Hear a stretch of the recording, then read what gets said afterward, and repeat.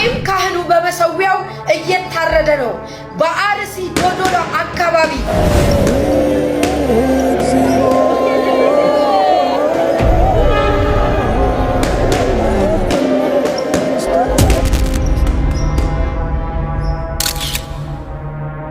ያልታወቁ ኃይሎች እየተባለ የዳቦ ስም እየተሰጠው በቀጥታ ከሚመለከታቸው አካላት መመሪያ እየተቀበሉ እነዚህን ጨምሮ ሌሎችም እጅግ በጣም ወቅታዊ እንዲሁም አሳዛኝ የሆኑ ሰበር ቪዲዮዎች አሉ።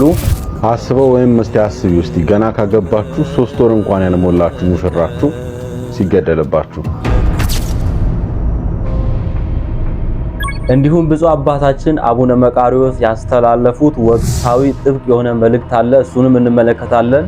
ኦርቶዶክስ ቤተክርስቲያን መንካት ማለት ንብ ኮቆፍለው እንደ መንካት ማለት ነው። ሌሎች ቪዲዮዎችም አሉ። እስከ ፍጻሜ ድረስ በጥሞና በትዕግስት እንድትከታተሉ ጋብዛችኋለሁ። የተከበራችሁ ቤተሰቦቼ ለኦርቶዶክስ ቲዩብ ለዚህ ቻናል አዲስ ከሆናችሁ እኔ ዲያቆን ኃይለ ሚካኤል ነኝ። ይህንን ቻናል እስከዛሬ ሰብስክራይብ ያደረጋችሁ ቤተሰብ ካልሆናችሁ ብዙ ነገር ብዙ ወቅታዊ ነገሮች ብዙ የቤተክርስቲያን ጉዳዮች ያመልጣችሁ ነውና ሰብስክራይብ ያደረጋችሁ ቤተሰብ ብትሆኑ ትጠቀማላችሁ። መኑኝ ሰብስክራይብ ያደረጋችሁ ቤተሰብ እንድትሆኑ ጠይቃችኋለሁ። የቀድሞ ቤተሰቦቼ እንዳስለመዳችሁት ቪዲዮ ላይክ ያደረጋችሁ ጀምሩት። ቪዲዮን ላይክ ማድረጋችሁ ብዙ ሰዎች ጋር ቪዲዮ እንዲደርስ ስለሚያደርግልኝ ሁላችሁም ላይክ እንድታደርጉ በትህትና ጠይቃችኋለሁ። እንዲሁም ኦርቶዶክስ ቲቪን ለማገዝ ሰፖርት ለማድረግ በተለይ ውጭ ሀገር ያላችሁ ከፈለጋችሁ ዩቲዩብ አዲስ በተን ከፍቶልኛል። ቴንክስ የሚል በተን አለ እዚህ ስክሪኑ ላይ እንደምታዩት። እሱን እየነካችሁ ኦርቶዶክስ ቲቪን ማበረታታት ኦርቶዶክስ ቲቪን መደገፍ ትችላላችሁ። ስለምታደርጉት ነገር ከወዲሁ ሁላችንም አመሰግናችኋለሁ። ክቡራን ቤተሰቦቼ ቀጥታ ወደ ዛሬው ቪዲዮ እንግባ። በሐሰት ሸንጎ ወጥመድ ተጠምዶ ጌታ ተያዘ ሕይወቴን ፈቅዶ ክፉዎች ቢያዩት እንደ ወንበዴ ለኔ ግን ሆኗል መውጫ መንገዴ ለኔ ግን ሆኗል መውጫ መንገዴ። የንጹሃን የደናግል መመኪያቸው ንጽሕት ድንግል ሆይ ከኃጢአት ከርኩሰት ከማመንዘርም መተዳደፍ ንጹህ አድርገኝ። የቅዱሳን ሁሉ መመኪያቸው ቅድስት ድንግል ሆይ በልጅሽ ደም ንጹህ አድርገኝ። በበኩሩ ልጅሽ በጎኑ ፈሳሽም የነጻው አድርገኝ። የወላዲተ አምላክ የእናታችን ረድኤት በረከት ፍቅሯ በሁላችንም ላይ ይደርብን። አሜን አሜን እያላችሁ ሁላችሁም ኮሜንት ላይ ጻፉልኝ። ሁላችንንም በማወቅም ባለማወቅም ከሰራነው ኃጢአት እመብርሃን ሁላችንንም ታንጻን ወደ ልጇም ታማለን ታስታርቀን። እንዳስለመድነው ኢትዮጵያዊ ቄርሎስ አባ ጊዮርጊስ ዘጋስጫ ከደረሰው ከአርጋኖን ከመቤታችን ምስጋና ለበረከት ያህል አንዲቷን ዘለላ ተካፍለናል። የመቤታችን ረድኤት በረከት በሁላችንም ላይ ያሳድርብን። ክቡራን ቤተሰቦቼ ቀጥታ ወደ ዛሬው ቪዲዮ እንግባ። በዚህ ዓለም ላይ የእመቤታችን ፍቅር እንደ ውሃ የፈሰሰለት ቤታቸው አባ ጊዮርጊስ ስለዚህ ነው ፍቅርሽ እንደ ወይንና እንደ ውሃ በልቤ ውስጥ ተቀላቀለ። ወይንና ውሃ ከተቀላቀለ በኋላ ይሄ ወይን ነው ይሄ ውሃ ነው ማለት አይቻልም። እኔን ከማርያም ፍቅር የሚለይቶ ማሳየት የሚችል የለም ይላል። ዩናይትድ ስቴትስ ኦፍ አሜሪካ ማለት በአሜሪካ ብዙ መንግስታት ወይም ብዙ ሀገሮች ተዋህደው የመሰረቷት አንድ ነው የመሰረቷት አንድ መንግስት ማለት ለምሳሌ ኢትዮጵያ፣ ኤርትራ፣ ሶማሊያ፣ ጅቡቲ እንደማለት እነዚህ ተሰብስበው የአፍሪካ ሀገሮች የአፍሪካ አንድ መንግስት እንደመመስረት ማለት ነው።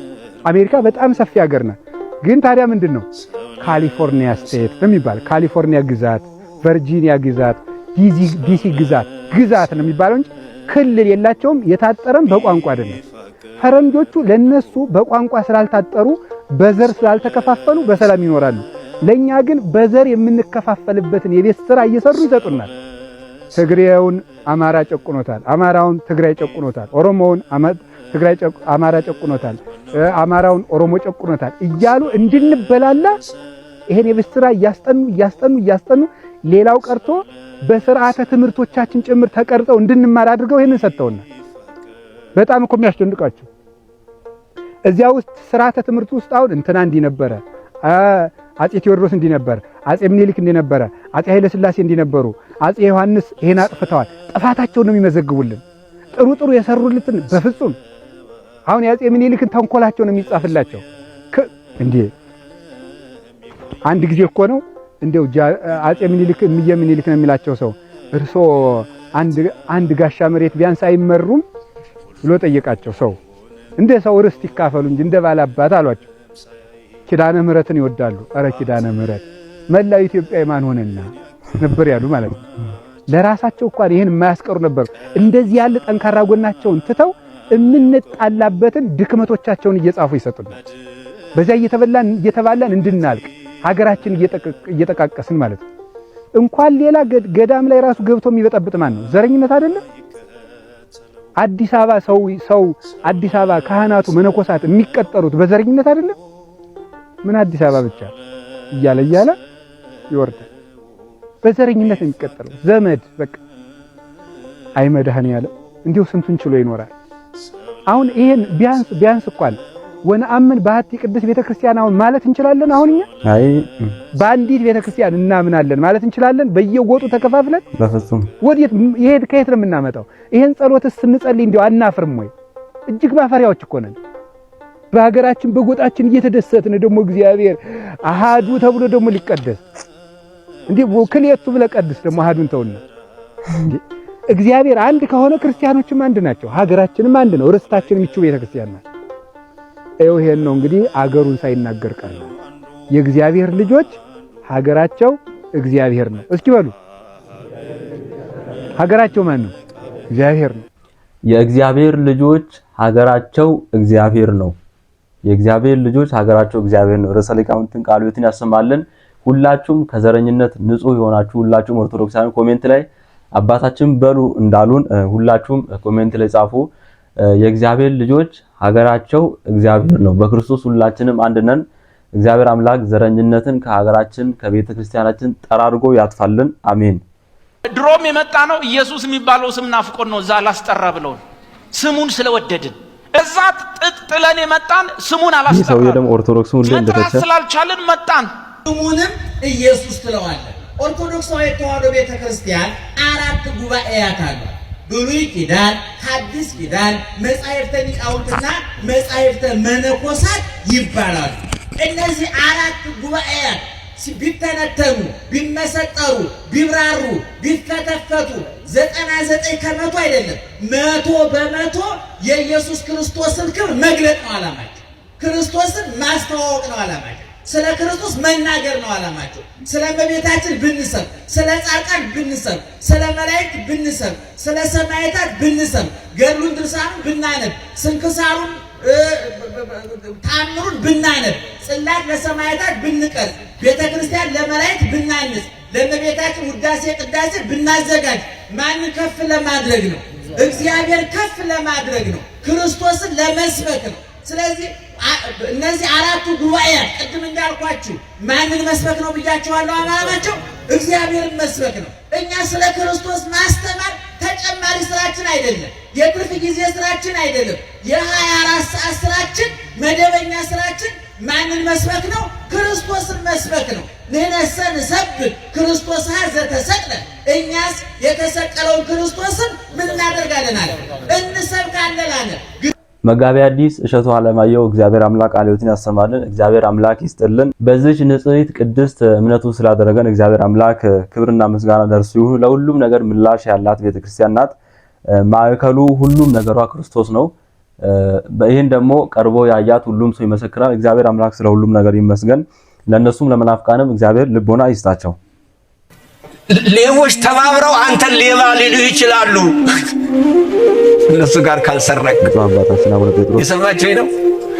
እነሱ ጋር ካልዋሸ፣ እነሱ ጋር ዘርን ካላራገብክለት በፖለቲካ ከሶ እስር ቤት ሊያስገባ ይችላል። ግድ የለም ወንጀል መሰብሰብ ምንም ችግር የለም። ወንጀል መሰብሰብ ሊቀርጽልህ ይችላል። ችግር የለም። ክርስትናን ስትኖር የነቀል ተከል ክርስትና ካልኖርክ ትክክለኛውን የአእምሮ ለውጥ ካመጣህ አእምሮና እግዚአብሔር ካንተ ጋር ከተገናኙ ልብና አእምሮ እኩል ከሆኑልህ ያን ጊዜ ችግር አለ። ያንን ነው መኖር የሚባለው ክርስትና ሲኖር። ስለዚህ ሊሰድቡ ይችላሉ፣ ሊያንጓጥቱ ይችላሉ። ስለዚህ ምን አለ ጌታ? ግድ የለም እኔንም ሰድበውኛል ነው የሚለው። የብፁዕ አባታችን የአቡነ ጴጥሮስ ቡራኪያቸው ለሁላችንም ትድረሰን። አስበው ወይም እስቲ አስቢ ውስጥ ገና ካገባችሁ 3 ወር እንኳን ያልሞላችሁ ሙሽራችሁ ሲገደልባችሁ። ትናንት መጋቢት 16 በምዕራብ አርሲ ዶዶላ አንድ ካህንን ከነሙሉ ቤተሰባቸው እንዲሁም ደግሞ ገና ካገባ 3 ወር እንኳን ያልሞላው ዲያቆን አብራው ትኖር ከነበረች እህቱ ጋራ ወደ 11 አካባቢ የሚቆጠሩ ምዕመናን ተገድለዋል።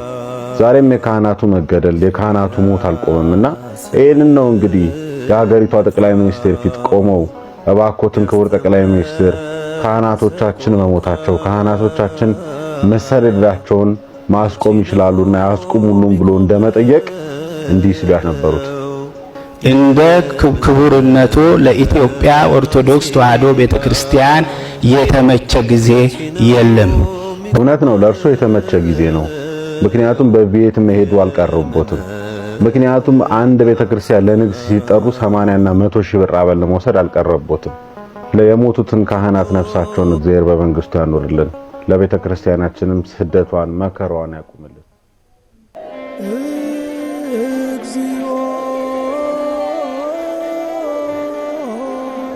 ዳግማዊ ዝቋላ ዶዶላ ይላል።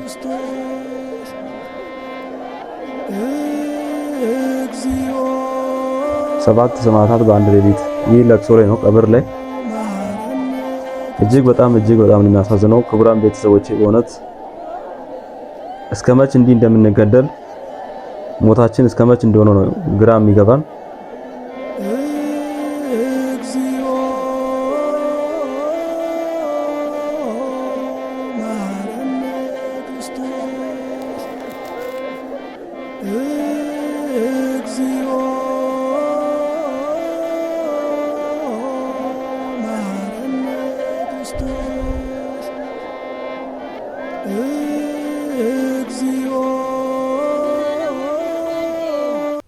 ዛሬም ካህኑ በመሰዊያው እየታረደ ነው።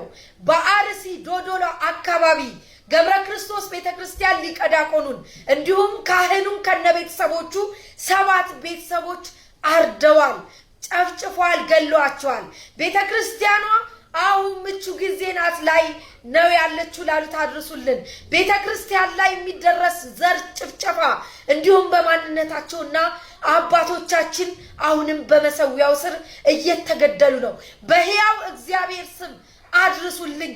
በምዕራብ አርሲ ዶዶላ እየተደረገ ያለው የዘር ጭፍጨፋ ተመልከቱ። ይሄው ቤተ ክህነት ያላችሁ እንዲሁም ጳጳሳት ነን የምትሉት ዛሬም የካህናት ደም ይሄው እየተጣራ ነው። ትናንት በዝቋላ ዛሬ ደግሞ ይሄው በአርሲ ዶዶላ ገብረ ክርስቶስ ላይ ደማቸው እየፈሰሰ ነው። ስለዚህ ለማን ነው? ዶዶላ ገብረ ክርስቶስ ቤተክርስቲያን አገልጋይ ናቸው።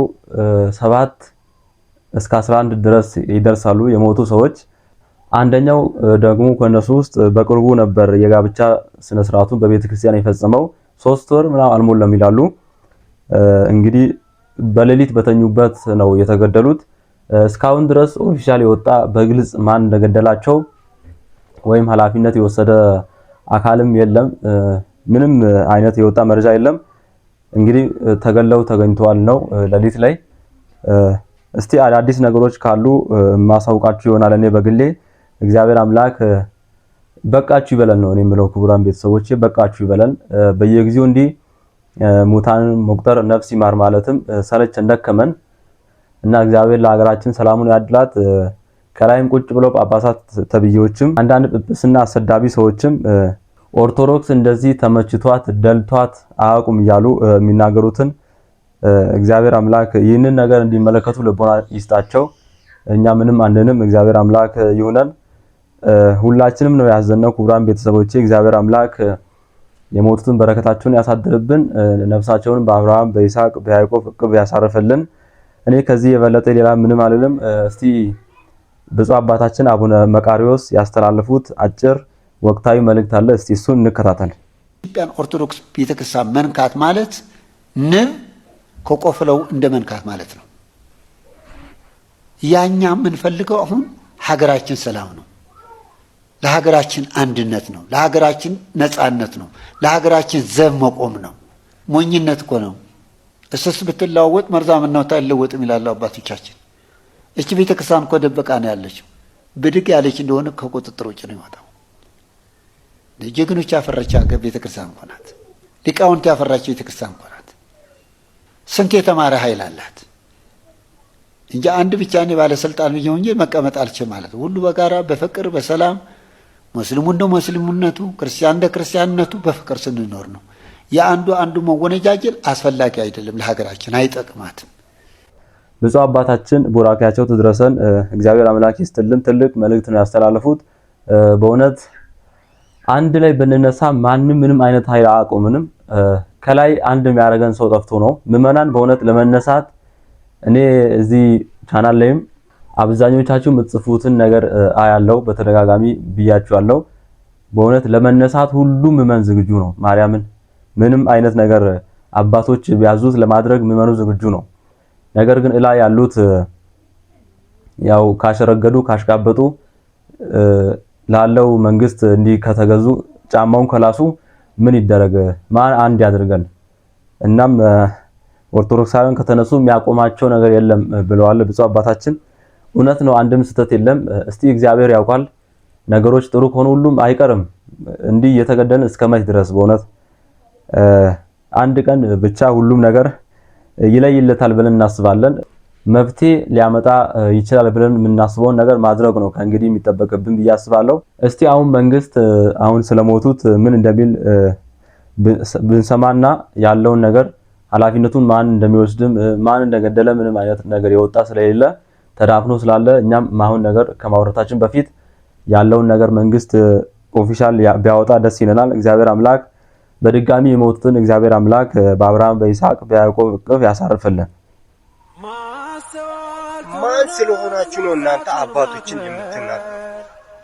ማን ስለሆናችሁ? ማን ነው ፍቃዱን የሰጣችሁ? ማን ነው ልባችሁን የነፋው? አንተ ማነህና ነው አባቶችን ለመናገር የበቃ? አንቺስ ማነሽ? ማናችሁ? ማነን የምትሉ? አንተስ ብትሆን እኔ አሽ ማን ሆነ ነው አባቶችን የምትናገረው የምትሉ ሰዎች? እኔ ኃጢአተኛ በደለኛ ነኝ አውቃለሁ። ጓደኛዬ ኃጢአተኛ ሲሆን የእሱን ኃጢአት መግለጥ እንደሌለብኝ አውቃለሁ። በአንድ የሃይማኖት ህብረት ውስጥ ካለን የወደቀን ሰው ማንሳት ኃላፊነታችን ነው። ነገር ግን በሃይማኖት ውስጥ ሆኖ ሃይማኖቱን የሚሽጥ ሃይማኖትን አሳልፎ ለሌላ አካል የሚሰጥ ለባዕድ የሚሰጥ ያንን እንዴት ነው የምትታገሰው? እንደዚህ የሚል አስተምህሮ አለ ወይ በቤተ ክርስቲያናችን? ቤተ ክርስቲያንን አሳልፎ የሚሰጥ ከሃዲ ኃጢአቱን አታጋልጥበት፣ አባቶችን አትናገር የሚል አስተምህሮ አለ። ምዕመናንን እያሳረደ ቤተ ክርስቲያንን አሳልፎ እየሰጠ ያለን አካል አትናገር የምትለው አንተ ማነህ? ራስህ ማነህ? ቤተ ክርስቲያን እኮ ነው ያሰባቻቸው። ቤተ ክርስቲያንን ፈልገው አይደለም። ቤተ ክርስቲያን ከትቢያ አንስታ አሳድጋን፣ እኛ ግን ቤተ ክርስቲያንን እንሸጣለን። ለዛ ሙሴ እኮ የፈርዖን የልጅ ልጅ ላለመባል በእምነት እምቢ አለ ነው የሚለው አይደለ? መጽሐፉ ሐዋርያው እንደዛ ነው አይደለም የሚለን? ከንጉሥ ጋር መውደድን መኖርን ሳይሆን የወደደው ድሃ ከሆኑ ከእስራኤላውያን እግዚአብሔርን ከሚያመልኩት ጋር ሆኖ እግዚአብሔርን ማምለክ ነበረ ፍላጎቱ። እነዚህ ቤተ ክርስቲያንን ከሚያጠፋ ሰው ጋር አብረው የቤተ ክርስቲያንን ገንዘብ ምጥጥ አድርገው እየበሉ ምዕመናንን ማስገደል ስራቸው። ለዛ እነዚህ እኔን አይወክሉኝም። ያው ጊዜው ስለሆነ ቤተ ክርስቲያን ላይ ቁጭ ብለው አባት ናቸው ሊባል ይችላል። አስኬማ ስላጠለቁ እኔ አባቶቼ አይደሉም። አራት ነው። እንዲህ አይነት ወንበዴዎች ባለፈውም ብያቸዋለሁ፣ እኛን ኦርቶዶክሳውያን አይወክሉም።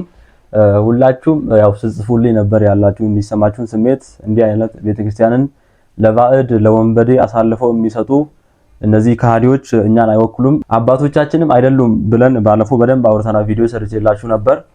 በእውነት በጣም ከኦርቶዶክሳውያን ጋር መቃቃር ውስጥ ገብተዋል። ካሁን በኋላ በተለይ አቡነ በርገር እንዴት ወደ ኦርቶዶክሳውያን ፊት ካሁን በኋላ እንደሚመጡ ብቻ ነው እኔ ያን ማየት የምፈልገው። ማለት እንዴት አስችሏቸው እንደሚቀርቡ ልክ እነ ሳዊሮስ እነዛ ሶስቱ ያኔ ጥቁር እንድንለብስ እንደዛ ቤተክርስቲያን ያመሷት ሰዎች ታሪካቸው መቼም በህይወታችን እንደማረሰው የሳቸውም የአቡነ በርገር የአቡነ ሩፋኤል ንግግር ለታሪክ ተቀምጧል። ኦርቶዶክሳውያን አንድም ሰው ሳይቀር ከልቡ ጠልቷቸዋል። በእውነት ማን ፊት ነገ እንደሚቆሙ ወይ መንግስት እዛ ሄደው አሁን እንዳስለመዱት ቤተ መንግስት ሄደው ወይ እዛ ያገልግሉ፣ ካልሆነ ከአሁን በኋላ ወደ ምረት ላይ ለመቆም ሞራል አላችሁ ቢ አላስብም። እግዚአብሔር አምላክ ወደ ልቦናቸው ይመልሳቸው። በእውነት በጣም አሳፋሪ ጊዜ ነው። እኛ ህፃናት ልጆች እንዲህ አባቶቻችን እንዲህ ማለታችን በጣም ይገርማል ዘመኑ በእውነት። ብቻ እግዚአብሔር አምላክ ማስተዋሉን ይስጣቸው። ክቡራን ቤተሰቦቼ ሐሳብ አስተያየታችሁን አስቀምጡልኝ። በመጨረሻም ክቡራን ቤተሰቦቼ የጎርፉ ስጦታው ዶዶላ ላይ ስለተፈጠረው ነገር ጎርፉ ስጦታው ዘኳታር ያስተላለፈው መልእክት አለ። እሱን ተከታትለን እንጨርሳለን። እኔ ከወዲሁ ልሰናበት። እስከ ፍጻሜ ድረስ ስለተከታተላችሁ አመሰግናችኋለሁ። ይህንን ቻናል ሰብስክራይብ ያደረጋችሁ ቤተሰብ መሆናችሁ እንዳይረሳ። ተናግረዋል ቅድም አንድ አባት እንደ ክቡርነቱ ለኢትዮጵያ ኦርቶዶክስ ተዋሕዶ ቤተክርስቲያን የተመቸ ጊዜ የለም። ምቹ ጊዜ ለቤተ ክርስቲያን የተመቸ ጊዜ።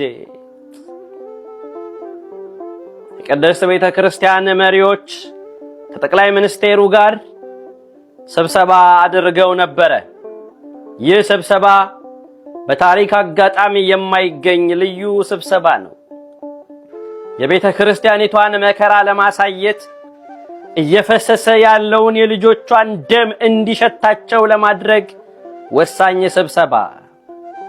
ነገር ግን ተሰብሳቢዎቹ እጅግ በሚያስገርም ሁኔታ የቤተ ክርስቲያኒቷን መከራ ከማሳየት ይልቅ እየፈሰሰ ያለው ደም እንዲሸታቸውና በጆሮአቸው ላይ እንዲያቃጭልባቸው እንዲጮህባቸው ከማድረግ ይልቅ በፓርላማ የተሰበሰቡ የፓርላማ ተመራጮች እስኪመስሉ ድረስ የቤተ ክርስቲያኒቷን ነገሮች ወደ ጎን በመተው የቤተ ክርስቲያንን ዘመን ለጠቅላይ ሚኒስቴሩ የተመቸ ዘመን፣ የተወደደ ዘመን፣ የተመረጠ ዘመን፣ ቤተ ክርስቲያኒቷ በእርሶ ዘመን ተመችቷታል እያሉ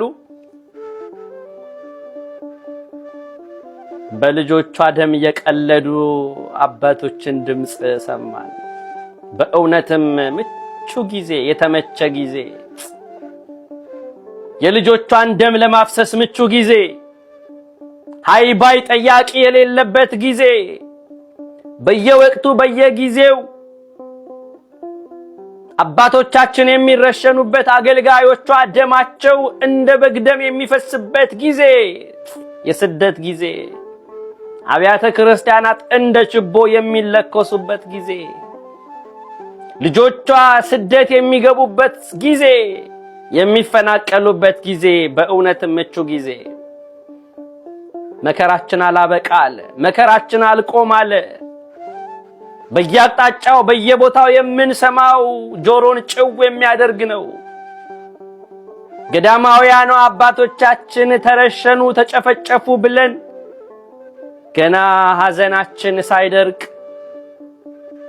በትላንትናው ዕለት በምዕራብ አርሲ ሀገረ ስብከት በዶዶላ ከተማ የደብረ ቅዱሳን ገላውዲዮስ ቤተክርስቲያን አገልጋይ የሆኑ አባቶቻችን ከነሙሉ ቤተሰቦቻቸው ተጨፍጭፈው አድረዋል። ይህንን ደግሞ የታጠቁ ያልታወቁ ኃይሎች እየተባለ የዳቦ ስም እየተሰጠው በቀጥታ ከሚመለከታቸው አካላት መመሪያ እየተቀበሉ በልጆቿ ዘንድ ፍርሃትን ለማንገስ ደማቸው ቢፈስ መከራችን ቢበዛ ጠያቂ ስለሌለ ተልእኳቸውን በአግባቡ እየፈጸሙ ባሉ ደም አፍሳሾች ዛሬም የቤተ ክርስቲያኒቷ መከራ እንደቀጠለ ነው። በእውነትም ምቹ ጊዜ ይህ ደም ይጮሃል። ይህ ደም እግዚአብሔር ዘንድ ይደርሳል። ዛሬ አባቶቻችን ይህ የፈሰሰው ደም እናንተ ያፈሰሳችሁት ደም እንደሆነ በደንብ አድርጋችሁ ልታውቁት ያስፈልጋል። ዛሬም ከሆዳደርነት ከገባችሁበት ዘረኝነትና ልዩነት የስልጣን ሽኩቻ ወጣችሁ የልጆቻችሁን ጩኸት ትሰሙ ዘንድ ደማችንም እንደ በግ በየስፍራው ከመፍሰስ ታስቆሙ ዘንድ እየፈሰሰ ባለው ደም ስም ጥሬን አስተላልፋለሁ። ያለ በለዚያ ይቀጥላል። ትላንት ደብረ ከዋክብት፣ ዛሬ ምዕራብ አርሲ ዶዶላ፣ ነገ ደግሞ አንተ ደጅ የማይቀር ነው። ይሄ በፍጹም የማይቀር ነው። ይህንን ምቹ ጊዜ እግዚአብሔር አምላካችን ከበላያችን ያሳልፍልን። ለሞቱት ለተገደሉት ደማቸው ለፈሰሰው ወንድሞቻችን ቤተሰቦቻችን እግዚአብሔር አምላካችን ደማቸውን ይቀበልልን። በእውነት ያሳዝናል።